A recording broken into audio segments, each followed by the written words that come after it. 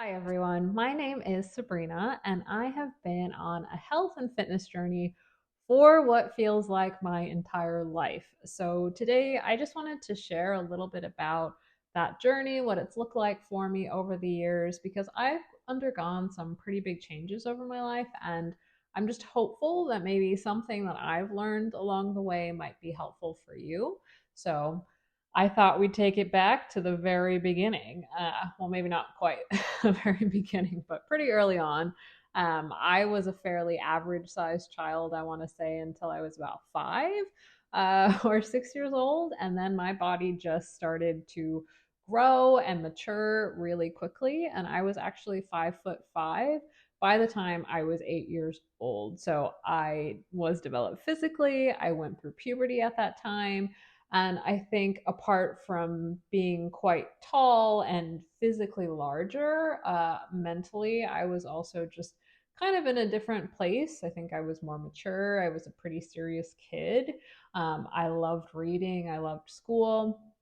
And I think a good thing about that time was even though I looked very different from my peers, I didn't really understand just how different I looked or maybe even how I acted because I think that would have been pretty disruptive because when I look back at pictures now, I can see it's kind of shocking. I was sort of twice the size of kids in my class. And of course, it was really difficult to be going through changes in my body at that time as well. At least in my elementary school, the bathrooms were not equipped for, 9-year-old girls to be going through their period. And my friends weren't really talking about that. We hadn't had sex education yet. And I felt like things were kind of happening to me and I was having to kind of scramble and make everything look like it was okay, but it was all very overwhelming at such a young age. So I think really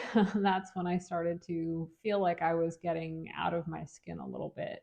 And then as I started middle school and got into high school, that time became even more difficult for me when it came to my weight.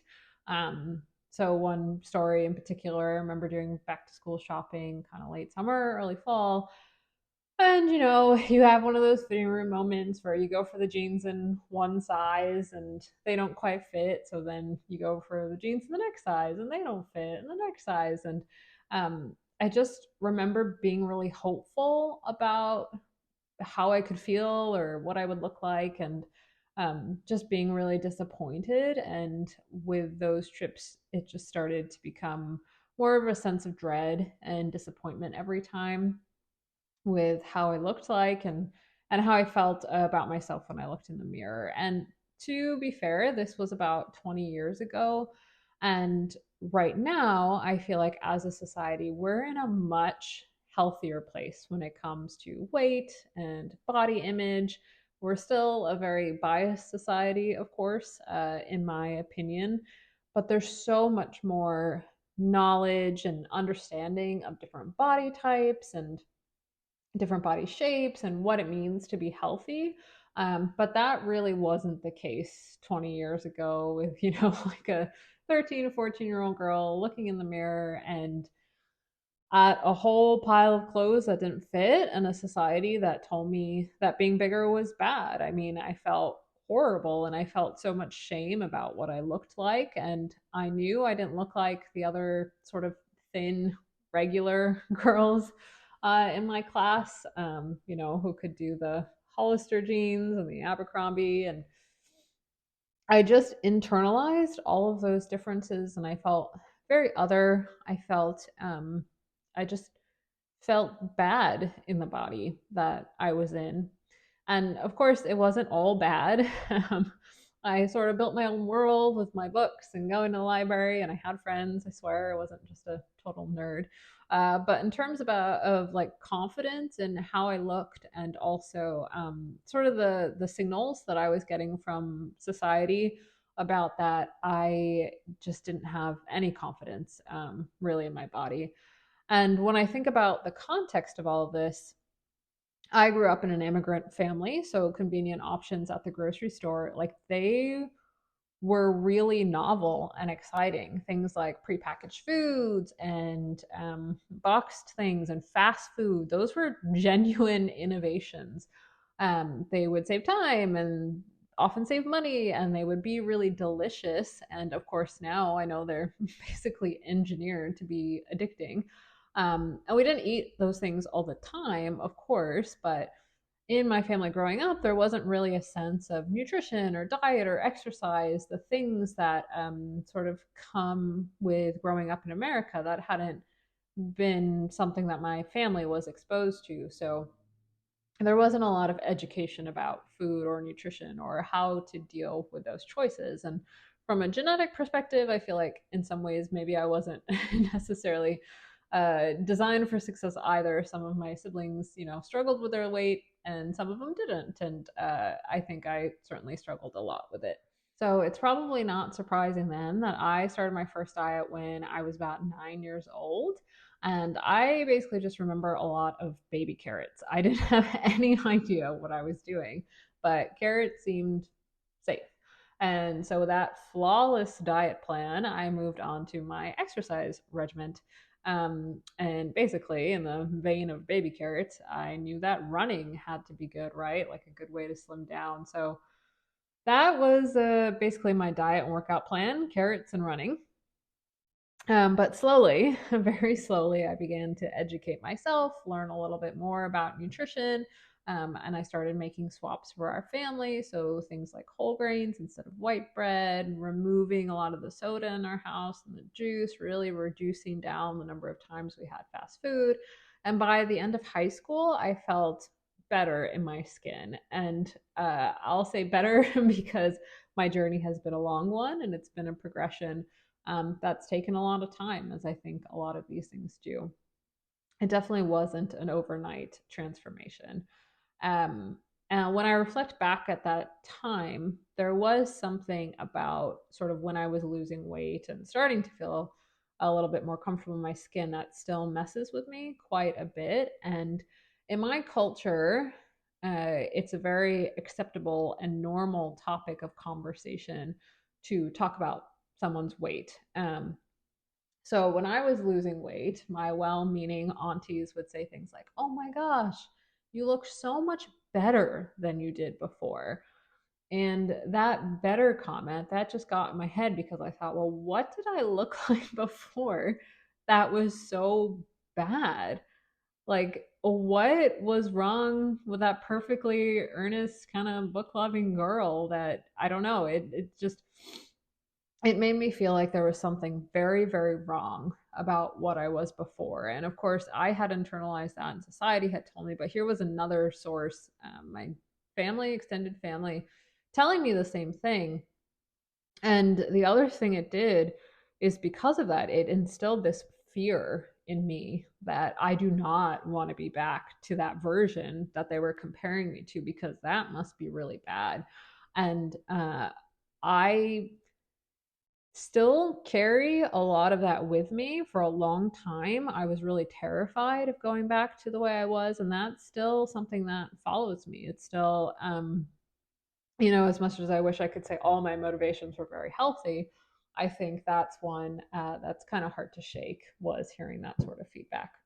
So college was kind of a mixed bag. I was pretty busy socializing. It was a really new time in my life, so I was making friends, I was learning, I did work out. I did exercise classes, some light weights, cardio, and I generally watched what I ate. I mean, that's pretty difficult for me not to consider these days, but it really wasn't the number one priority for me. Being a college kid was, and I'm really glad that was the case, because I feel like that's a pretty healthy thing to do at that time in my life.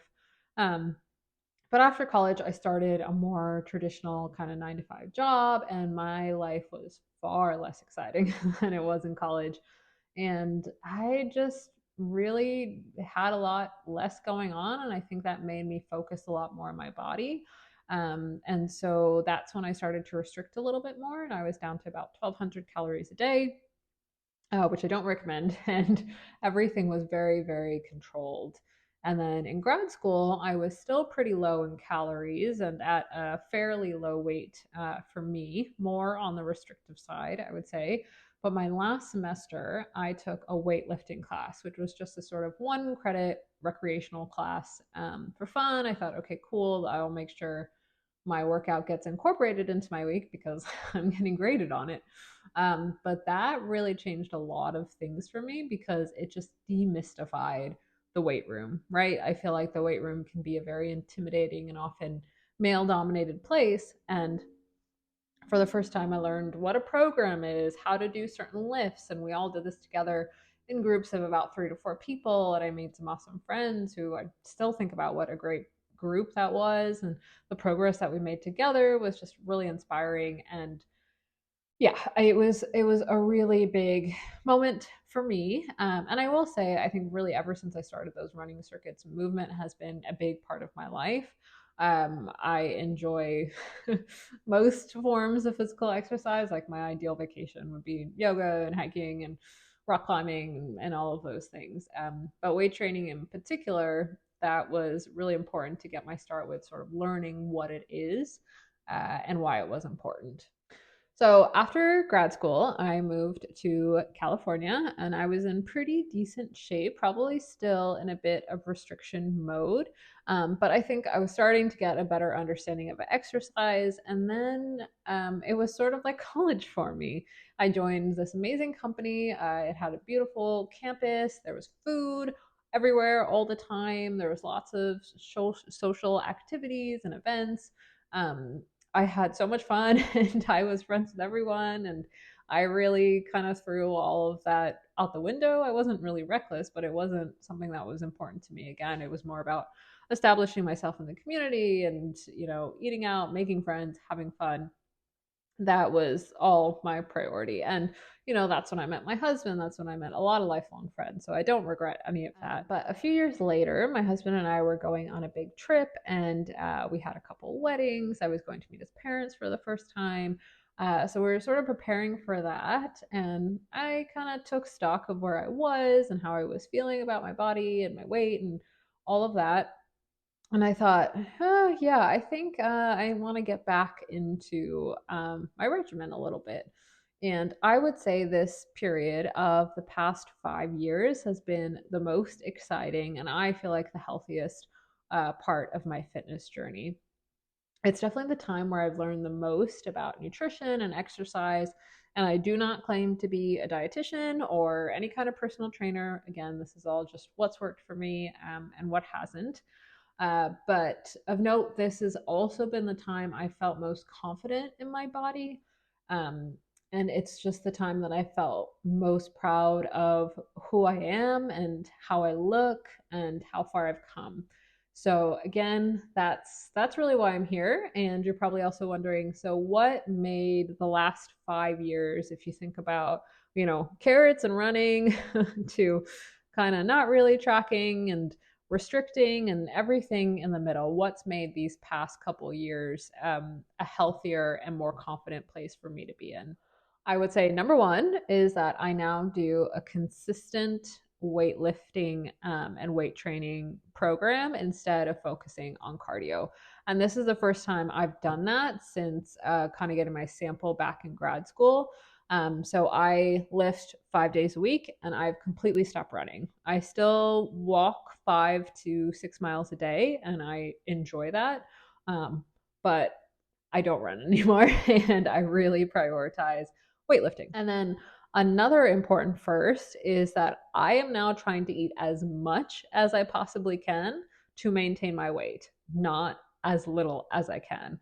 That has been such a huge breakthrough for me. And honestly, it's embarrassing how long it took to realize that. But I think when you think about, all of the things in society that we were sort of fed, I can see where it came from. But now I understand my goal is to rev my metabolism, to be able to eat as much as I can and maintain or lose weight if I so choose.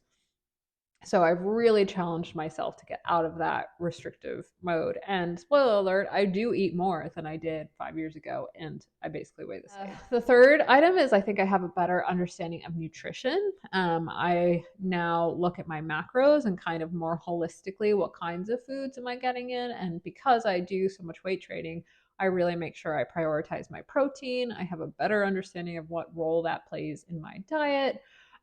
And I think it's less again just about what are the low number of calories I can have, but what's going to be filling and what's going to be nourishing and how can I meet those protein goals. And then the fourth thing I feel is really different, and I mentioned this before, is I just have a lot more body confidence this time around. And I think it sort of trickled down from a lot of those other positive things. But I used to be terrified of something like wearing a crop top, and now I will slap one on whenever I have the chance.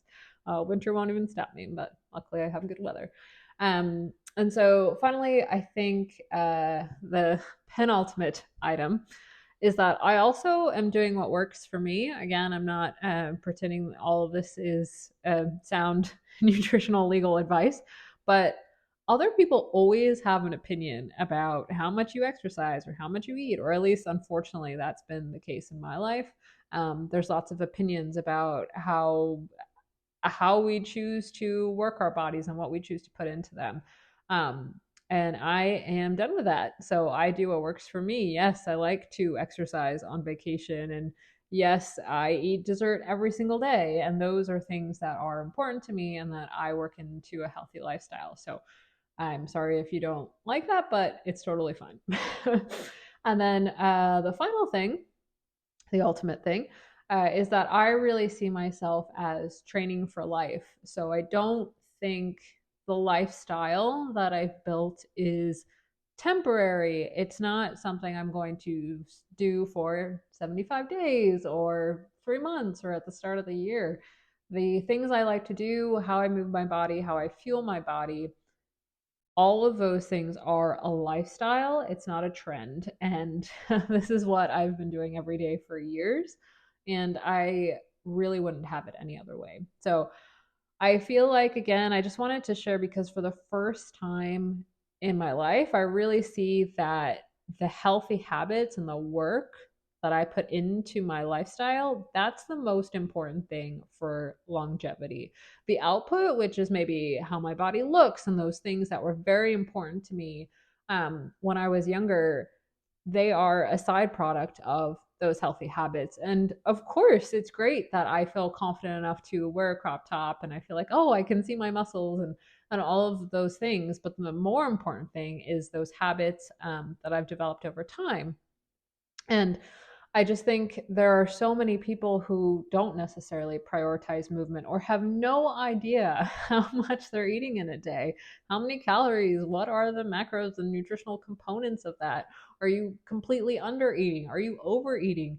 There are a lot of people who just don't really take that in, or who think that maybe going to the gym for 45 minutes or even an hour in the morning, that's going to offset a completely sedentary lifestyle. Um, and it all has the same result. You don't necessarily feel, good in your body. And I feel like I'm in the best shape that I've ever been in. Of course, I'd love to be in better shape. I feel like this is always an ongoing journey. So I hope I say the same thing in a year. But I just feel like I feel good in my body, and that has taken me a lifetime to get to. So that is the biggest thing that I would like to share with you. If there's anything over the course of my videos and everything that I will share with you in the future, if I can help you feel good in your body, feel healthier, feel stronger, feel happier, that's something that I'm really hoping I can do. So I hope you join me for that journey. And thanks very much for listening to me. I will see you in the next video. Thanks, guys.